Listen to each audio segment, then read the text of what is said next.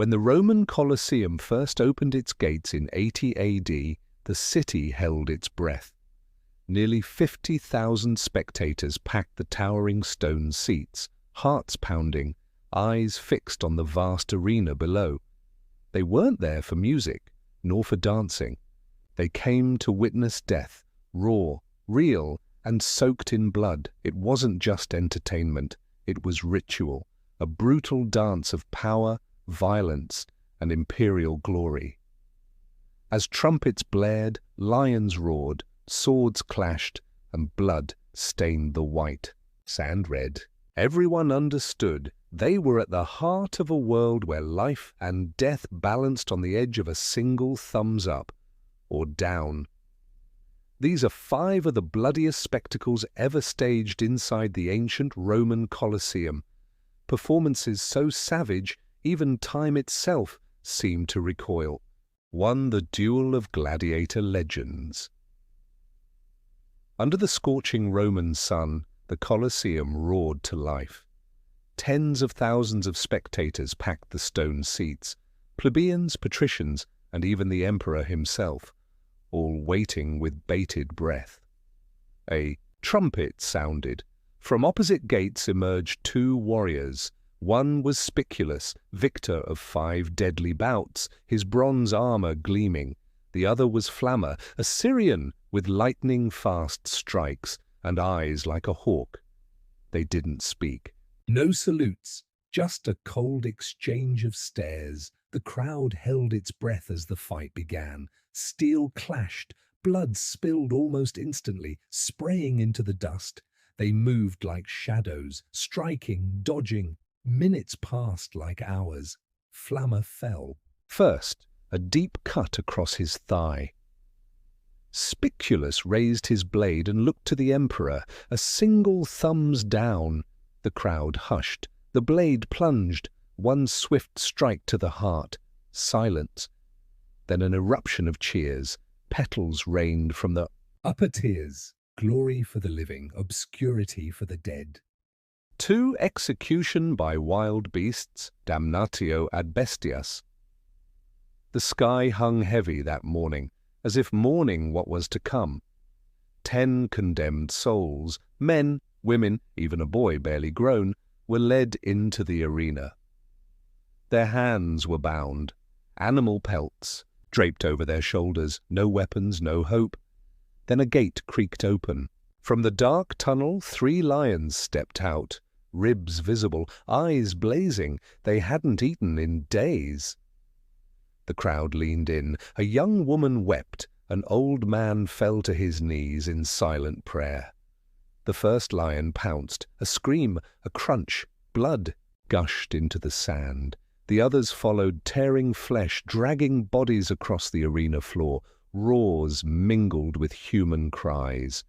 And above it all, waves of applause, a spectacle complete, a Roman morning well spent. 3. Naval battle in the arena, Naumachia. For this spectacle, the Colosseum transformed into a lake. Roman engineers flooded the arena floor using aqueducts from the Tiber.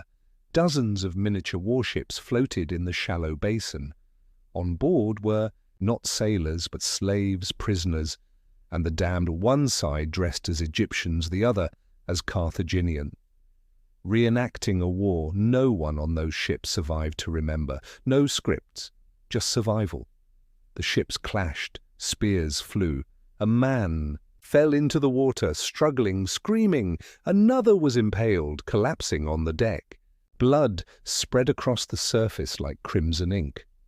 After an hour, the horns sounded. 3 remained alive, barely.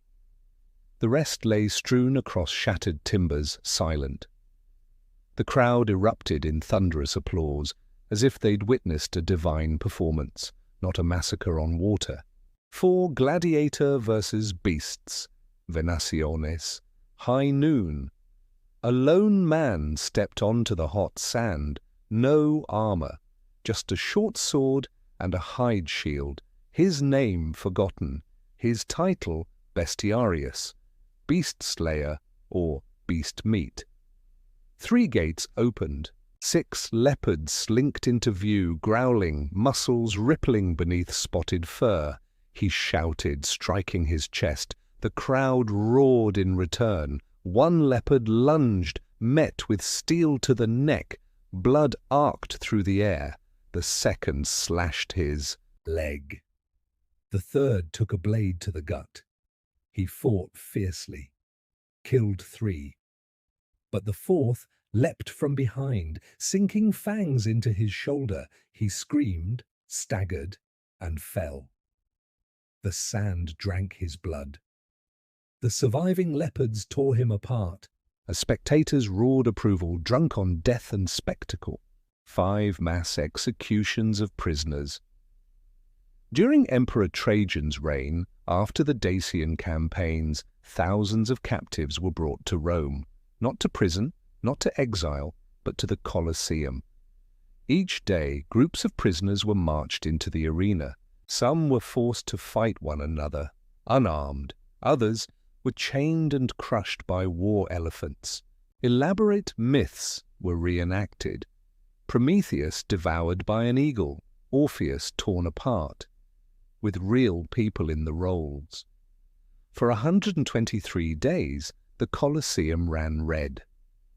Workers buried bodies under new layers of sand each morning. The crowd cheered, unaware or uncaring of the names, the lives, the stories lost. Rome celebrated its power, and thousands of nameless souls became dust beneath the empire's greatest monument. In the end, these blood-soaked games weren't just entertainment. They were tools of dehumanization, a brutal reminder that some were born to rule, while others were only meant to be humiliated, tortured, and discarded under the watchful eyes of a cheering crowd. The Romans came to laugh at the suffering of the weak because they believed themselves superior, more noble, more entitled, with the power to decide who lived, who died, and who was worth nothing more than a fleeting thrill on a lazy afternoon.